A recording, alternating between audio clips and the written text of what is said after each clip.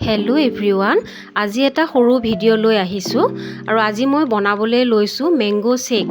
গৰমৰ দিনত ঠাণ্ডা ঠাণ্ডা মেংগো শ্বেক খাবলৈ বহুত ভাল লাগে আৰু এই মেংগো শ্বেক ঘৰত বনাই খালে আৰু বেছি ভাল লাগে। আৰু এয়া মেংগো শ্বেক বনাবৰ কাৰণে এয়া মই পকা পকা আৰু মিঠা মিঠা খুব ধুনীয়া আম লৈছোঁ আৰু আমখিনি ভালদৰে ধুই এয়া সৰু সৰুকৈ কাটি লৈছোঁ। এয়া কাটি লোৱা আমখিনি এতিয়া মই মিক্সাৰ জাৰত দি ল'ম। এতিয়া ইয়াতে মই ঠাণ্ডা পানী দি দিছোঁ, আপোনালোকে আইচো দিব পাৰে আৰু ইয়াতে মেংগো ক্ৰাছ দি দিছোঁ। এইটো মেংগো ফ্লেভাৰৰ হয় আৰু এইটো দিলে একেবাৰে দোকানৰ নিচিনা সোৱাদ হয়। আৰু ইয়াতে মই অকণমান গাখীৰো দি দিম। আৰু এতিয়া মই এই গোটেইখিনি বস্তু ব্লেণ্ড কৰি ল'ম।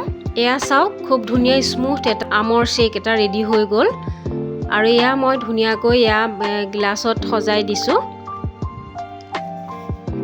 আৰু ইয়াতে মই এতিয়া ড্ৰাই ফ্ৰুটছ দি পেলাই সজাই ল'ম। আৰু এই মেংগো শ্বেকখিনি অকণমান ডাঠ হ'লে পানী বা গাখীৰ অকণমান দি পেলাই অকণমান পাতল কৰিও ল'ব পাৰে।